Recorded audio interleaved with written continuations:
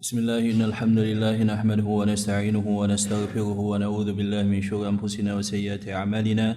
May yahdihillahu fala mudilla lahu wa may yudlil fala hadiya lahu. Asyhadu an la ilaha illallah wahdahu la syarika lahu wa asyhadu anna Muhammadan 'abduhu wa rasuluhu salawatullahi wa salamuhu alaihi. Thumma amma ba'du, fa inna asdaqal hadithi kitabullah wa khairal huda huda Muhammadin sallallahu alaihi wasallam. وشر الأمور محدثاتها وكل محدثة بدعة وكل بدعة ضلالة لا حول ولا قوة إلا بالله العلي العظيم. السلام عليكم ورحمة الله وبركاته. Jemaah sekalian rahimani wa iyyakum jami'an. Alhamdulillah, segala puji bagi Allah tabaraka wa ta'ala, awalan wa akhiran, zahiran wa batinan. Walhamdulillahilladzi bi ni'matihi tatimmu shalihat. Alhamdulillah, dengan izin Allah Subhanahu wa taala kembali kita berada dalam majlis ilmu membahas kitab Zadul Ma'ad fi Hadi Khairil Ibad, dan banyak faedah yang insyaallah didapatkan daripada apa yang ditulis oleh penulis kitab ini, yakni Al-Imam Ibnu Qayyim, daripada petunjuk Rasulullah sallallahu alaihi wasallam di dalam kehidupan. Pada pembahasan yang selanjutnya itu adalah pembahasan tentang faslun fi hadihi fi adhkaris safari wa adabi. Fasal pembahasan bagaimana petunjuk Rasulullah SAW di dalam masalah zikir-zikir yang dibaca saat perjalanan jauh dan juga adab-adab di dalam perjalanan. Adab-adab di dalam perjalanan. Ulama menyatakan al-hayatu qisman, bahwa hidup itu ada dua. Yang pertama adalah al-iqamah was-safar. Yang pertama adalah iqamah, yakni muqim, dan yang kedua adalah as-safar, perjalanan jauh. Dan as-safaru yusamma safaran. Safar itu disebut dengan safar baik dengan di fathah pada huruf fa atau di sukun, yakni safaran wa safran. Berasal daripada kata asfara yusfiru, sebagaimana firman Allah Subhanahu wa taala, was-subhi idza asfar, dan subuh ketika telah tampak. Ketika telah tampak. Dan yusamma safaran, dinamakan dengan safar idza asfara ar-rajulu jisma ay badana minal bait, ketika seorang laki-laki menampakkan, mengeluarkan dan berpisah daripada rumahnya. Ini dari sudut bahasa. Dan sebagian yang lain menyatakan bahwa safar disebut dengan safar li'anna safara yusfiru ay yudhiru bawatina wa khalaiqa ar-rijal. Sebab safar itu akan menampakkan sifat yang tersembunyi dari seseorang. Di zaman dulu itu dikatakan ketika seseorang mentazkiyah, merekomendasikan, misalkan ada seseorang yang merekomendasikan bahwa fulan itu akhlaknya baik, bahwa fulan dia begini dan begitu, dengan nada positif merekomendasikan, maka akan ditanyakan kepada dia, apakah engkau telah safar bersamanya, dan apakah engkau telah bermuamalah hal-hal yang berkaitan dengan harta dengannya. Jikalau sudah, maka rekomendasi engkau betul. Jikalau engkau belum safar dan belum muamalah harta dengannya, maka berarti engkau belum mengetahui akhlak sejatinya seorang laki-laki tersebut. Nah, ini dari sudut bahasa. Dan safar itu adalah qit'atun minal azab, kata Rasulullah SAW. Di dalam hadis yang diriwayatkan oleh Al-Imam Al-Bukhari dan Muslim, Rasulullah SAW menyatakan as-safaru qit'atun minal azab, bahwa safar itu adalah bagian daripada azab. Yamna'u ahadukum syarabahu wa ta'amahu wa naumah. Seseorang tidak bisa selayaknya, normalnya makan, minum, tidur dan berkumpul bersama keluarga. Fa idza qada ahadukum nahmahu falyu'ajjil ila ahlihi. Kalau selesai safar maka cepat pulang, cepat balik. Maka hukum asalnya di dalam Islam bahwa pasangan suami istri itu tidak berpisah. Ya, tidak berpisah, katakanlah contohnya bekerja di tempat yang jauh, berpisah dalam waktu yang lama, tidak demikian. Sebab Rasulullah SAW menyatakan, as-safaru qit'atun minal adza fa idza qadha nahmahu falyu'ajjil.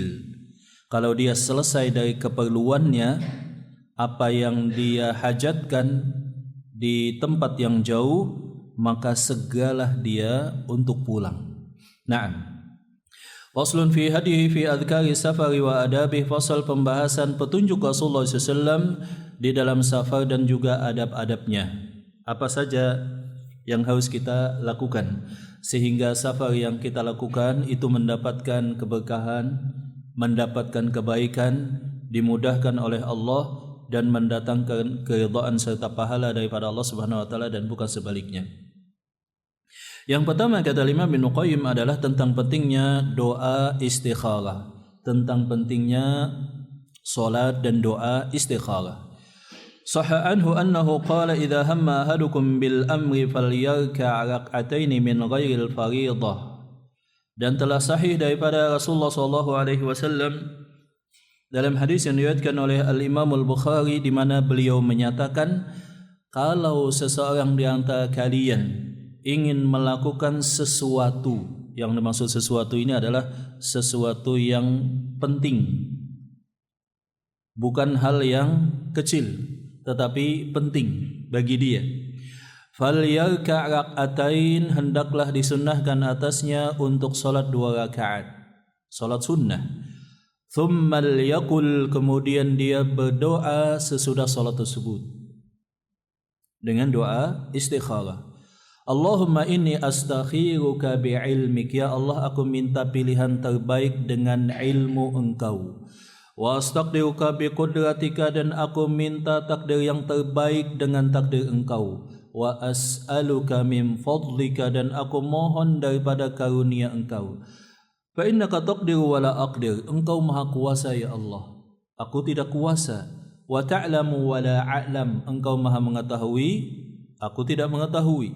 Wa anta 'allamul ghuyub, Engkau mengetahui segala hal yang tidak tampak, segala hal yang gaib. Allahumma in kunta ta'lam anna hadza al-amra khairan li fi dini wa ma'ashi wa ajili amri wa ajilihi faqduhu li wa yassirhu li amri wa yassirhu li wa barik li fi. Ya Allah, jikalau apa yang aku pilih ini baik untukku, untuk agamaku, untuk kehidupanku, baik dalam waktu jangka panjang atau jangka pendek, maka takdirkanlah untukku, mudahkan untukku, dan berkahi untukku. Wa in kunta ta'lamuhu syarran li fi dini wa ma'ashi, tapi sebaliknya wahai Allah, kalau ini jelek untukku, untuk kehidupanku, untuk akhiratku, maka fasrifhu anni, jauhkan dariku. Wasrifhu anhu, dan jauhkan perkara ini daripadaku.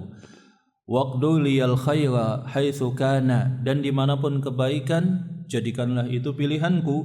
Thumma raddini bih, kemudian ridhakanlah atau ridhailah apa yang aku lakukan.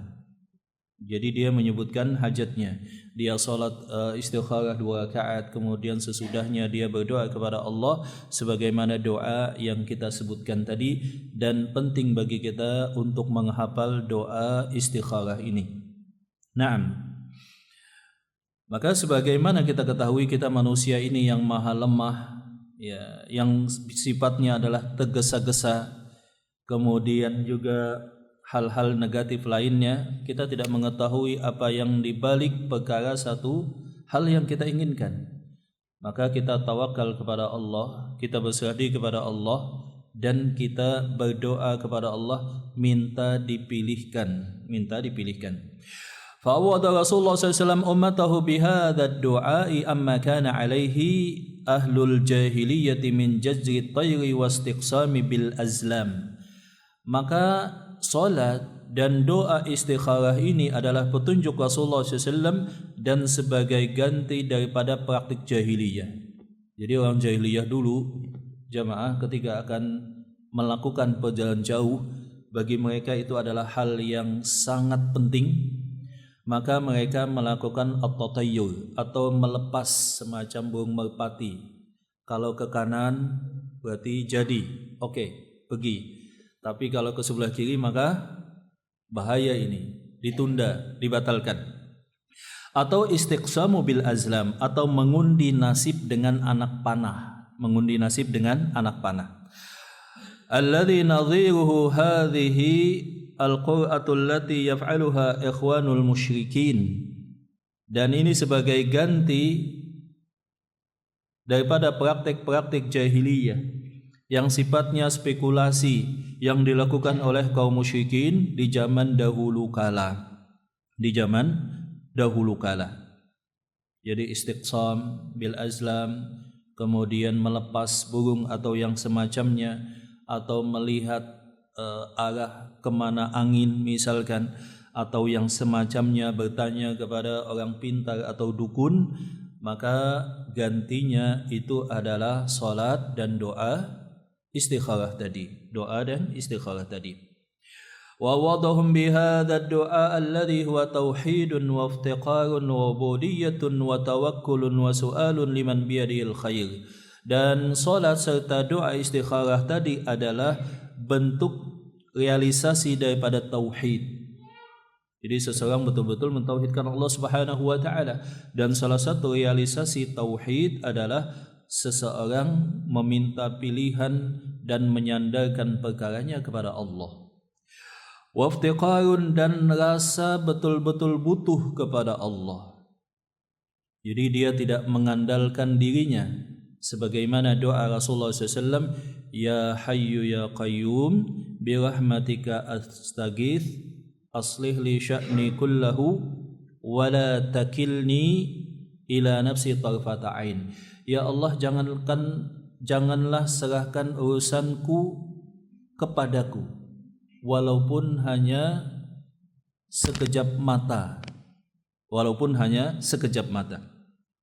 Wa ubudiyatun wa tawakkul, dan salat serta doa istikharah tadi adalah bentuk ibadah dan juga tawakal kepada Allah Subhanahu wa taala. Jadi bentuk tawakal yang sempurna adalah seseorang di antaranya melakukan salat dan doa istikharah. Ketika akan memulai usaha misalkan berada pada dua pilihan, ketika akan meminang seorang perempuan misalkan, atau ketika akan hal-hal yang lainnya yang dia anggap sangat penting dan dia berada pada dua pilihan. Wa su'alun liman biyadihil khairu kulluhu, dan dia meminta kepada Allah Subhanahu wa taala yang mutlak di tangan Allah lah semua kebaikan. Terkadang memang kita lepas, terkadang kita merasa saya mampu, saya sudah mempertimbangkan, saya sudah menganalisa dan menghitung keuntungan, risiko dan lain semacamnya. Kemudian kita ambil pilihan tanpa melibatkan Allah, tanpa melibatkan Allah Subhanahu wa taala, lalai. Maka penting bagi kita untuk mengingat dan melibatkan Allah Subhanahu wa taala, pilihan Allah Subhanahu wa taala dalam semua keputusan kita. Alladzi la ya'ti bil hasanati illahu, yang tidak mungkin ada kebaikan yang sejati kecuali dengan izin Allah. Terkadang sebagaimana disebutkan oleh Allah Subhanahu wa taala di dalam Al-Qur'an bahwa kalian menganggap itu baik padahal di sisi Allah jelek. Kalian menganggap jelek padahal di sisi Allah itu baik. Sebab pandangan kita kan sangat terbatas, sangat terbatas.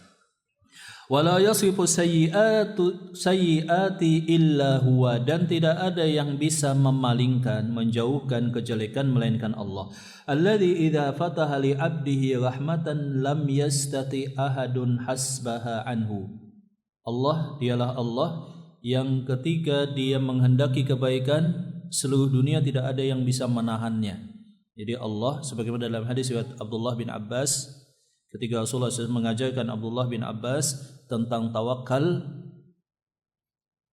seandainya Allah Ta'ala menginginkan satu kebaikan untuk engkau, tidak ada yang bisa menahannya, menolaknya. Dan jikalau seluruh dunia, seluruh manusia berkumpul untuk mencelakakan engkau, mereka tidak bisa melakukannya kecuali dengan izin Allah. Jikalau seluruh dunia manusia di dalamnya berusaha memberikan manfaat, mereka juga tidak bisa kecuali dengan izin Allah Subhanahu wa taala. Dialah Allah Subhanahu wa taala yang ketiga menginginkan rahmat untuk hambanya, tidak ada hamba yang bisa menolaknya, memalingkannya. Wa idza amsakaha lam yastati ahadun irsalaha ilaihi an tatayyur wa tanzim wa ikhtiyar at-tali' wa nahwi.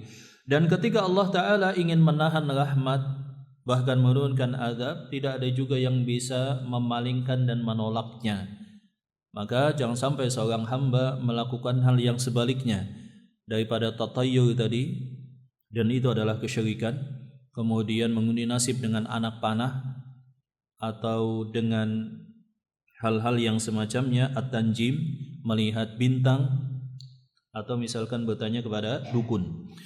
Fahadha ad-du'a'u huwa at-tali'ul maimunus sa'idu tali'u ahli sa'adati wat taufiq. Maka doa istikharah ini maknanya luar biasa, mengandung keberkahan, akan mendatangkan kebaikan dan kebahagiaan dan juga taufik daripada Allah Subhanahu wa taala. Sebab tadi kalau kita lihat maknanya itu kan luar biasa.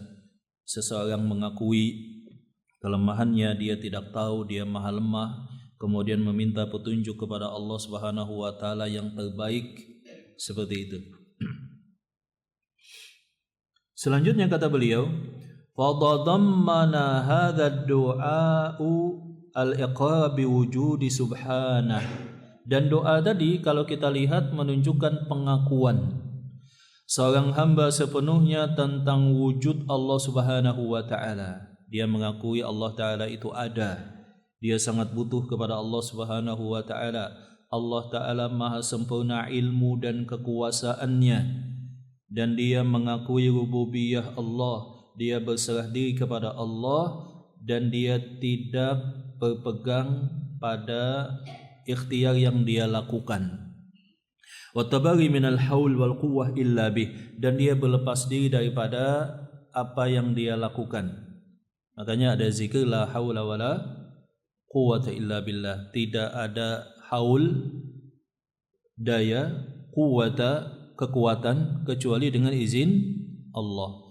Atau semacam zikir yang lain, hasbiyallah, cukup dengan pertolongan Allah Subhanahu wa taala. Atau tawakkaltu 'ala Allah, atau yang semacamnya.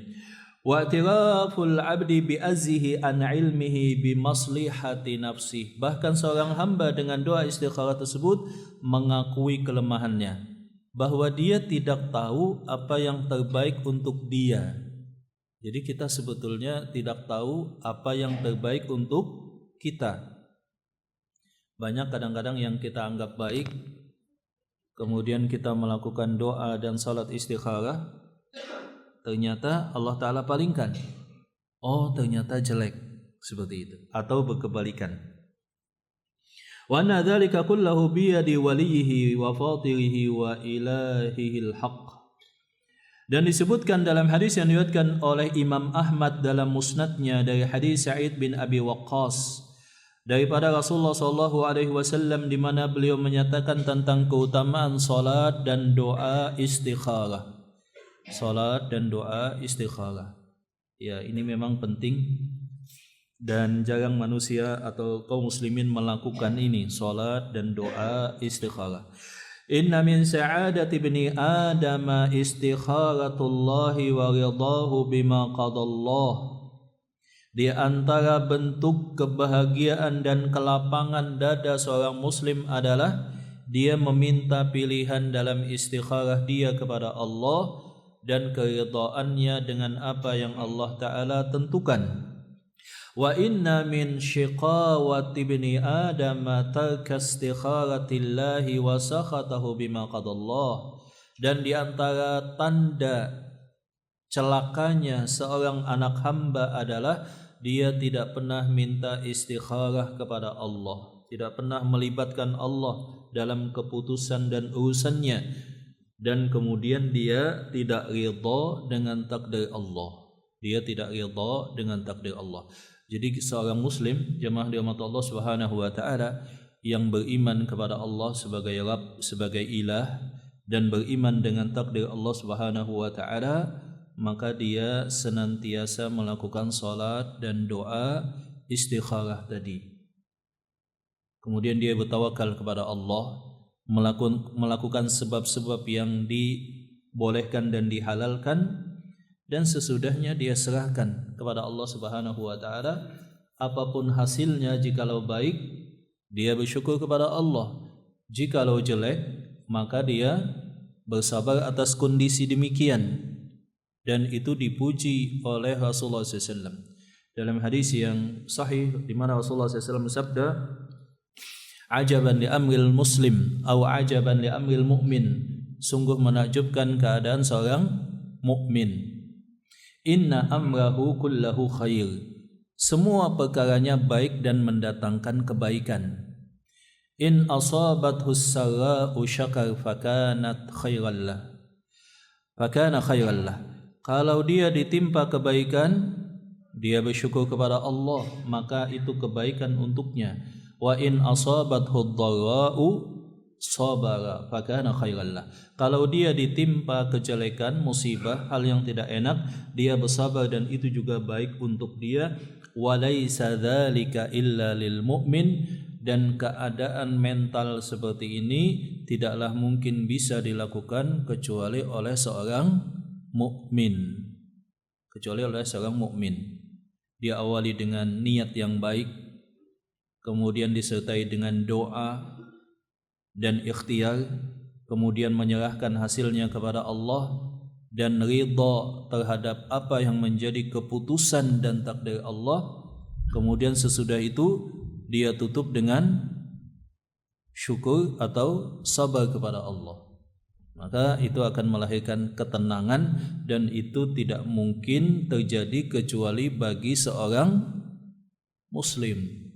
Dan telah kita sebutkan, ini menjadikan mental seorang muslim itu stabil, tenang, kuat, sehingga dia tidak terkena berbagai macam penyakit mental. Penyakit mental itu contohnya apa, Pak? Macam-macam ya. Stres, ya kan? Depresi, yang paling bahaya mungkin kegilaan. Ada juga NPD misalkan, atau lain-lainnya, puluhan penyakit-penyakit mental. Seorang muslim, insyaallah Allah Ta'ala jauhkan daripada demikian, sebagaimana hadis yang diriwayatkan oleh para ulama, di antaranya oleh Imam Muslim dan yang lainnya yang tadi telah kita sebutkan. Wallahu ta'ala alam bisawab. Naam. Fata'ammal kaifa waqa'a al-maqduru muqtanifan bi amrayni at-tawakkul alladhi huwa madmunu al-istikharati qablah wa ridha bima yaqdillahu lahu ba'da. Ya, renungkanlah, kata beliau, bagaimana keadaan seorang muslim dalam hal takdir Allah Subhanahu wa taala. Dia bersandar pada dua hal. Yang pertama adalah tawakal, dan termasuk dalam tawakal itu adalah istikharah sebelumnya. Wa ridha bima yaqdillahu bihi ba'dah, dan ridha dengan takdir Allah sepenuhnya, menerima sesudah hal tersebut terjadi. Jadi seorang muslim ketika menghadapi satu perkara, itu ada hal yang dilakukan sebelumnya dan ada hal yang dilakukan sesudahnya. Apa yang sebelumnya jamaah tadi? Yakni istikharah, yang itu merupakan bagian daripada tawakal. Apa yang dilakukan sesudah kejadian? Ridha dengan takdir Allah Subhanahu wa taala. Wa huma unwanus sa'adah, dan itu adalah tanda kebahagiaan. Keduanya tadi, yang pertama tawakal kepada Allah sebelum kejadian, yang kedua adalah ridha dengan takdir Allah setelah terjadi. Masya Allah, kalau kita bisa mengamalkan ini jamaah, insya Allah tidak ada keluh kesah, insya Allah tidak ada protes kepada Allah atau juga menyalahkan orang lain atau yang semacamnya. Cukup dia mengucapkan kalimat alhamdulillah jikalau sesuai, dan jikalau tidak sesuai dia bersabar kepada Allah, dan juga menyatakan kalimat inna lillahi wa inna ilaihi raji'un, dan juga kalimat la haula wala quwata illa billah. Maka ini penting, yakni tawakal dengan istikharah kepada Allah dan juga ridha dengan takdir Allah Subhanahu wa taala. Adapun keadaan orang yang berkebalikan jamaah adalah di awal sebelum kejadian atau melakukan sesuatu dia menyandarkan segala sesuatu pada dirinya. Aku sudah pengalaman, misalkan demikian. Aku sudah terbiasa, atau hal-hal yang demikian. Dia mengandalkan dirinya, tidak melibatkan dan tidak tawakal kepada Allah. Dan sesudah terjadi ada sukhud, dia tidak terima dengan takdir Allah. Ada ngedumel dalam hatinya, protes. Kok takdir saya seperti ini? Seperti itu. Nah, dan ini adalah hal yang sangat penting. Karena itulah salah satu doa yang diajarkan oleh Rasulullah SAW di dalam Musnad Al-Imam An-Nasa'i, wa as'aluka ridha ba'dal qadha. Ya Allah, aku minta keridhaan sesudah terjadinya takdir Engkau. Sesudah terjadinya takdir Engkau. Jadi kata beliau, di sini kita bisa memahami bahwa istikharah itu adalah bentuk tawakal kepada Allah Subhanahu wa taala dan menyerahkan perkara kepada Allah, dan juga menyerahkan pilihan dengan takdir dan ilmu Allah Subhanahu wa taala. Dan ini termasuk daripada konsekuensi ridha dengan Allah Subhanahu wa taala sebagai Rabb, yang dengannya seseorang akan merasakan manisnya iman. Sebab Rasulullah SAW menyatakan, "Dzaqa ta'mal iman," akan merasakan manisnya iman, man radiya billahi rabba, yang dia ridha kepada Allah sebagai Rabb. Nah, kalau kita ridha Allah sebagai Rabb, kita tawakal di awal mula perkara kita dan ridha sesudah perkara tersebut terjadi, apapun hasilnya. Apapun hasilnya. Naam. Pada hadis yang lain yang diriwayatkan daripada Anas bin Malik, "Tsumma lam yurid Rasulullah sallallahu alaihi wasallam safaran qattu." Tidaklah Rasulullah SAW akan berinisiatif untuk melakukan safar kecuali beliau berdoa, "Allahumma bikan tasyartu wa ilaika tawajjahtu wa bika tasamtu wa alaika tawakkaltu." Ya Allah, kepada Engkaulah kami akan menuju, kepada Engkau kami akan menghadap, kepada Engkau kami berpegang, dan kepada Engkau kami bertawakal. Allahumma anta thiqati, ya Allah, Engkau adalah zat yang aku percayai sepenuhnya. Wa anta rajai, Engkaulah zat yang aku harapkan. Allahumma kfini ma ahammati wa ma la ahtammu lah. Ya Allah, cukupkanlah apa yang aku inginkan dan apa yang tidak aku inginkan dari kebaikan.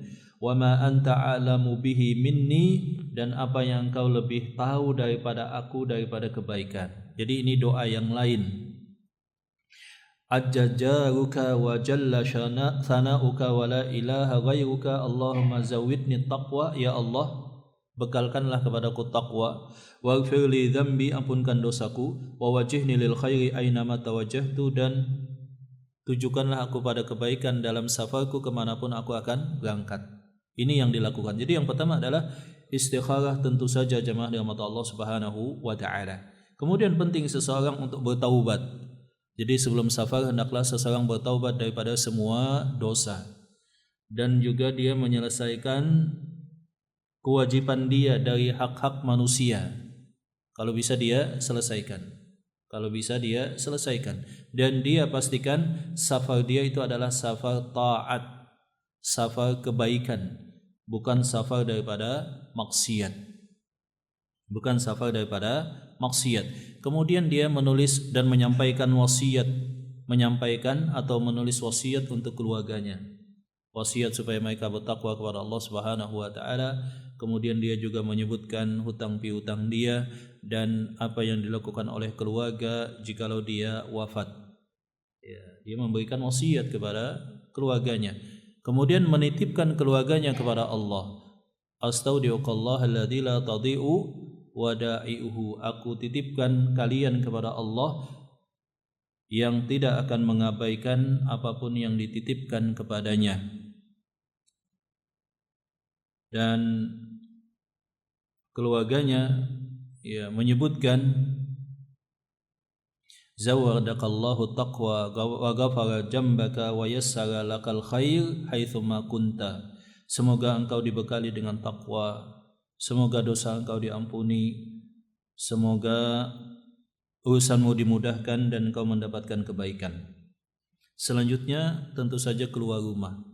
Keluar rumah membaca doa bismillah tawakkaltu 'ala Allah la haula wala quwwata illa billah, atau doa yang lain Allahumma inni a'udzubika min an ajhala au yujhala au adlima au udlama, sebagaimana yang demikian diriwayatkan daripada Rasulullah SAW. Nah, faslun, kemudian pasal selanjutnya kata Imam Ibnu Qayyim, wa kana idza rakiba rahilatahu kabbara thalathan, adalah Rasulullah SAW ketika mulai berkendaraan menaiki hewan tunggangan. Zaman dulu kan hewan tunggangan, kalau saat ini kendaraan. Dan kendaraan ini termasuk hal yang penting di dalam Islam, sebagaimana sabda Rasulullah SAW, ada beberapa hal yang menyebabkan seseorang bahagia. Yang pertama adalah istri yang salehah, kemudian rumah yang lapang, dan kendaraan yang cepat. Ini hal yang membahagiakan seorang manusia. Istri yang salehah, rumah yang lapang, dan kendaraan yang cepat. Ya, kalau onta, kalau kuda cepat. Ya, kalau saat ini sepeda motor atau mobil cepat seperti itu.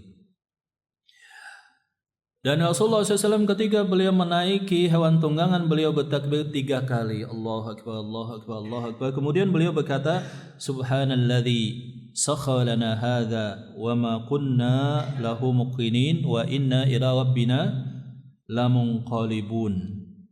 Maha suci Allah yang telah menguasakan kepada kami kendaraan ini, dan tidaklah kami bisa melakukannya, dan kepada Allah lah kami akan kembali.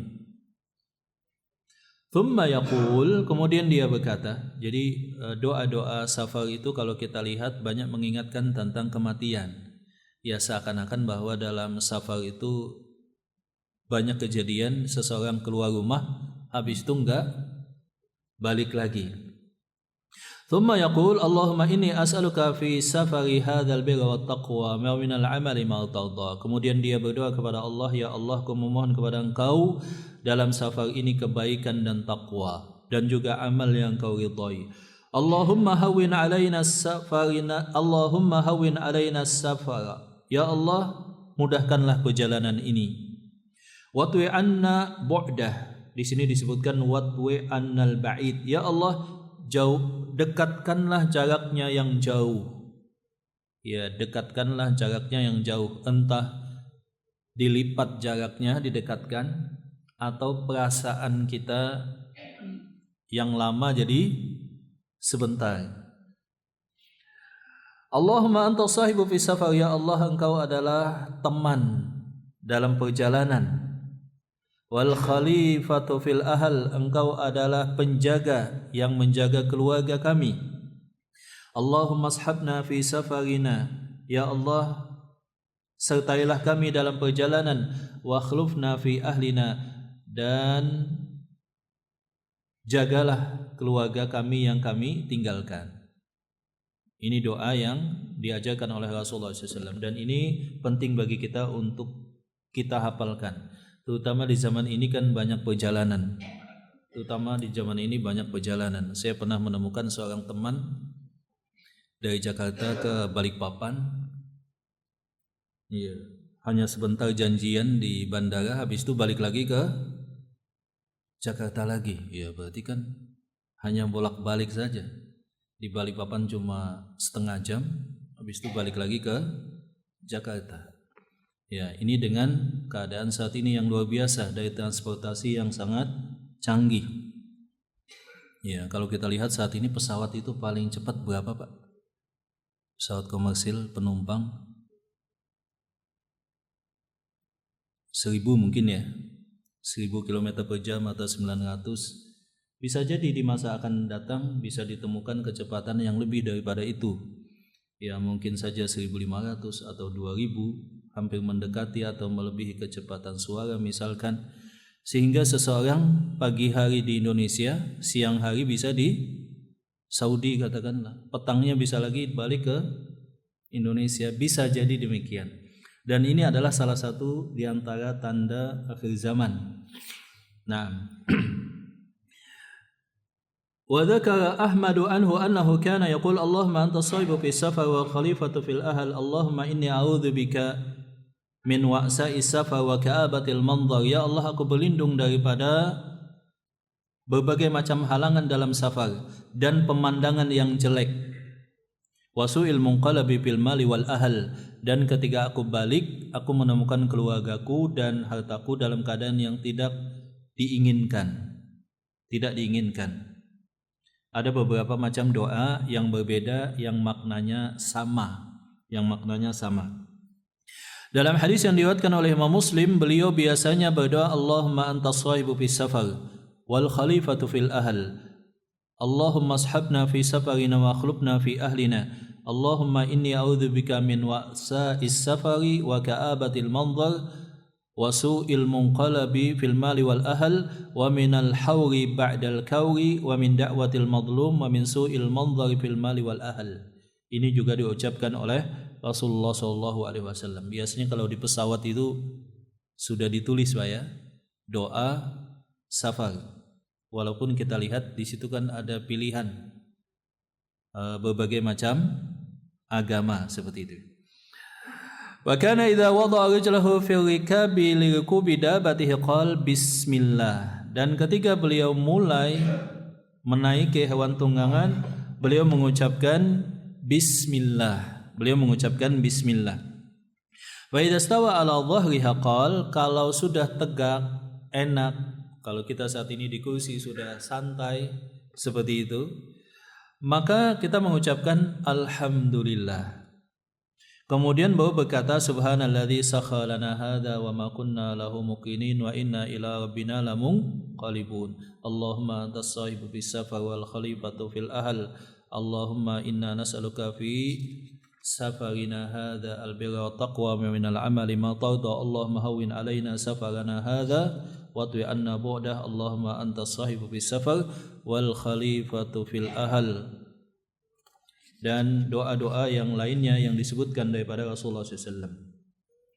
Wa kana idza wada'a ashabahu fi safar yaqulu li ahdihim, dan Rasulullah SAW ketika beliau berpisah dengan keluarganya, dengan istrinya, dan telah kita sebutkan Rasulullah SAW ketika mengadakan perjalanan jauh beliau melakukan qur'ah atau undian, dan undian itu dibolehkan jikalau ada hak yang sama pada satu waktu. Itu dhabit atau patokan bolehnya undian. Jadi pada satu waktu ada hak yang sama dan tidak ada yang mengalah. Solusinya pakai apa? Undian. Beliau punya 9 istri yang bersama beliau dengan total 11. Nah, beliau ketika mengadakan perjalanan jauh maka nggak ada yang mau ngalah tentu saja, ya kan? Pengen semua. Dibawa juga repot kalau banyak, maka beliau biasanya mengadakan undian. Dikocok kemudian keluar satu nama. Demikian juga dulu saat Nabi siapa yang ditelan ikan itu? Nabi Yunus. Ya, ketika kapal dalam keadaan oleng, badai, kemudian keputusannya ini harus dilempar satu orang, entah karena muatannya kebanyakan atau ada seseorang yang mendatangkan kesialan, ya menurut si awak kapal. Tentu saja nggak ada yang nggak ada yang menawarkan saya saja, nggak ada. Semuanya nggak mau. Satu-satunya cara maka diundi. Keluarlah nama Nabi Yunus. Iya, seperti itu. Demikian juga jikalau ada satu hal, satu hak pada beberapa pihak tidak ada yang mau ngalah, maka diundi solusinya di dalam Islam demikian. Nah, maka Rasulullah SAW biasanya beliau mengucapkan kalimat perpisahan kepada keluarganya, astaudiullaha dinaka wa amanataka wa khawatima amalika. Aku mengucapkan perpisahan kepada kalian, menitipkan kalian kepada Allah, agama kalian, demikian juga amanah kalian, dan akhir daripada urusan amal kalian. Di dalam yang lain, riwayat yang lain, zawadakallahu taqwa wa ghafara laka dzambaka wa yassara lakal khaira haitsuma kunta. Dan pada saat yang lain beliau akan melakukan safar. Saat yang lain ada seseorang akan melakukan safar dan meminta nasihat kepada Rasulullah SAW. Beliau menyatakan, usika bitaqwallah, aku wasiatkan engkau untuk bertakwa kepada Allah. Dan ini memang wasiat yang diulang-ulang. Jadi kalau ada orang minta nasihat, wahai fulan nasihati saya, wasiati saya, yang paling gampang adalah aku wasiatkan, aku nasihati engkau supaya bertakwa kepada Allah Subhanahu wa ta'ala. Dan Rasulullah SAW juga pernah mendoakan orang yang akan melakukan perjalanan, Allahumma zwilahul auda wa hawin alaihi safara. Ya Allah, lipatkanlah jarak bumi untuknya dan mudahkanlah safar. Ya, mudahkanlah safar. Dan adalah Rasulullah SAW ketika akan mendaki satu dataran tinggi, beliau bertakbir. Wa idza habatu sabbahu. Kalau beliau akan menuruni lembah, beliau mengucapkan subhanallah. Subhanallah. Dan beliau biasanya melakukan salat di lembah seperti itu. Wallahu taala alam bisawab. Nanti kita lanjutkan jamaah dari pembahasan adab dan petunjuk Rasulullah SAW dalam masalah safar ini. Sampai di sini mungkin kita lanjutkan dengan tanya jawab. Wallahu taala alam bisawab. Baik. Mungkin ada pertanyaan, silahkan jamaah. Ya, penting juga seseorang mengetahui fikih dalam perjalanan. Bagaimana itu jamak, bagaimana itu qasar, dan bagaimana hal-hal yang berkaitan dengan keduanya. Dengan salat atau puasa atau yang lainnya di saat safar. Yang jelas Rasulullah SAW menyatakan, barang siapa yang dia telah rutin melakukan satu amalan, kemudian dia terhalang dari amalan tersebut, baik karena safar atau sakit, kutiba lahu ma kana ya'malu sahihan aw muqiman, maka tetap dicatat pahala dia. Jadi misalkan kita kalau dalam mukim kan ada ba'diyah dan ada qabliyah dan ba'diyah. Kita rutin demikian misalkan melakukan. Saat safar itu kan tidak ditekankan. Khilaf di kalangan para ulama apakah tetap boleh, dan ada yang menyatakan tidak. Lebih utama tidak. Sebab Rasulullah SAW tidaklah melakukan salat sunnah dalam safar kecuali salat qabliyah subuh. Dan qiyamul lail tentu saja beliau tetap. Nah, kalau kita sudah rutin saat safar melakukan ibadah-ibadah sunnah yang beraneka ragam, kemudian kita safar atau kita sakit atau kita terhalang, maka Rasulullah SAW menyatakan, kutiba lahu ma kana ya'malu sahihan aw muqiman. Catatan tadi, amal kita tadi tetap akan berjalan. Pahalanya tetap akan mengalir kepada kita. Safarnya sebulan kita enggak salat sunnah qabliyah ba'diyah, tetap dicatat. Masya Allah. Syaratnya apa? Rutin saat sehat dan saat sedang mukim. Dan safar ini godaannya banyak jemaah. Safar ini godaannya banyak. Kalau saat mukim kan orang kenal kita, sehingga kita mau melakukan apa-apa selain takut kepada Allah juga segan kepada manusia. Tapi saat safar itu kan gak ada yang kenal kita, apalagi safarnya sendirian. Mungkin saja dia tergoda melakukan satu kemaksiatan, maka dia harus bertakwa kepada Allah Subhanahu wa ta'ala. Nah, ada pertanyaan mungkin silahkan. Iya Pak. Waalaikumsalam.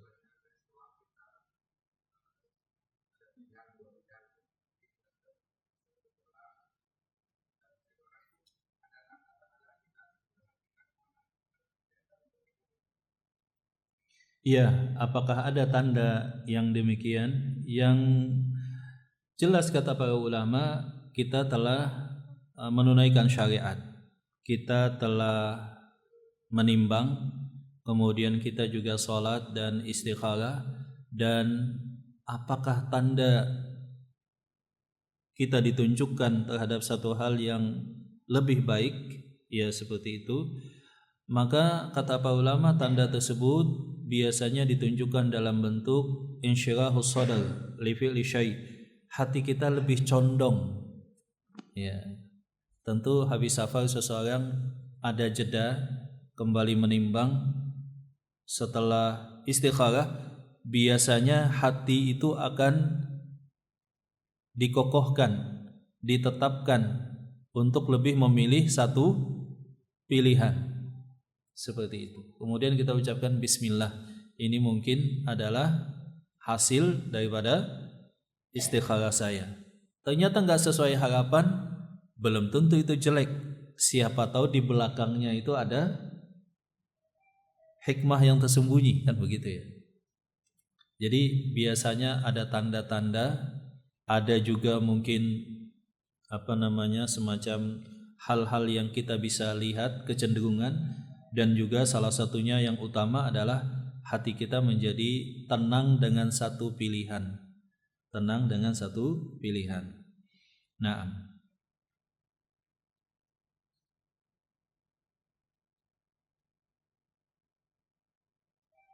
tapi ketika kita melakukan salat istikharah tiba-tiba gelisah, kan biasanya memilih dua hal. Atau pilihannya adalah melakukan atau tidak, atau memilih A atau opsi B misalnya. Nah, biasanya setelah istikharah, ketika seseorang betul-betul berserah diri kepada Allah, hati dia akan dicondongkan terhadap pilihan yang terbaik. Wallahu taala alam bishawab. Atau ditampakkan bagi dia berbagai macam korelasi atau hal-hal yang bisa menguatkan hati dia sesudah itu dengan izin Allah. Nah, silahkan, mungkin ada pertanyaan lain. Ya, silahkan tadi. Ya.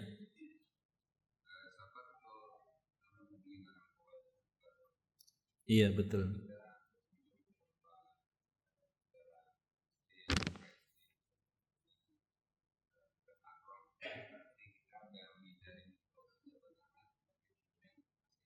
Iya. Ya, kita berkunjung ke keluarga ipar daripada istri kita misalkan. Kita sudah menghindari supaya tidak tersentuh dan salaman, dan Rasulullah SAW memang bersabda, seandainya kepala kalian itu dipaku dengan paku dari besi, itu lebih baik daripada kulit kalian tersentuh dengan kulit yang diharamkan oleh Allah. Maksudnya non mahram tadi. Maka ya kita hindari yang demikian. Berusaha semaksimal mungkin. Kalaupun kita sudah berusaha kemudian kejadian, ya kita istighfar kepada Allah. Seperti itu saja. Kita istighfar kepada Allah. Iya. Kadang-kadang memang di luar kendali atau tidak disangka-sangka. Kita sudah nggak salaman, tahu-tahu ada yang nepuk dari belakang misalnya. Oh, yang jelas tidak boleh kita melakukan demikian dengan kesadaran kita dengan alasan tidak enak. Tapi kalau salaman misalkan, kita sudah begini, tahu-tahu atau tahu-tahu kita dipeluk misalkan lama nggak ketemu gitu ya, atau tahu-tahu ditepuk atau yang semacamnya, ya kita tinggal istighfar kepada Allah. Tapi yang dimaksud diharamkan adalah melakukan salaman kemudian dengan alasan tidak enak. mau menyampaikan juga sungkan. Nah, yang itu bentuk kesalahan. Silakan, ada yang lain? Jamaah mungkin ada pertanyaan lain tentang safar ini.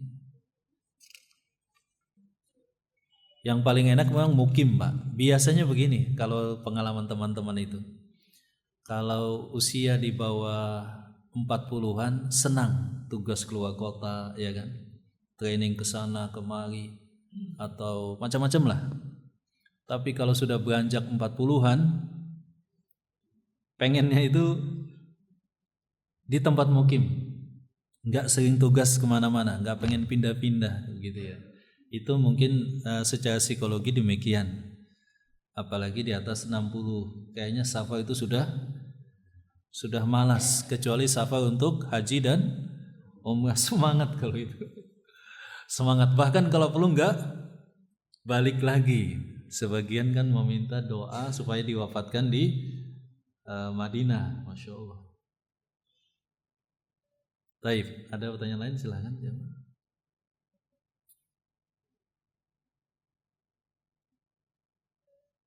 Nah, sampai di sini pembahasan kita, dan nanti insyaallah kita lanjutkan. Barakallahu fikum, subhanakallahumma wa bihamdika asyhadu an la ilaha illa anta astaghfiruka wa atubu ilaik. Allahumma shalli ala Muhammad. Alhamdulillahirabbil alamin. Assalamualaikum warahmatullahi wabarakatuh.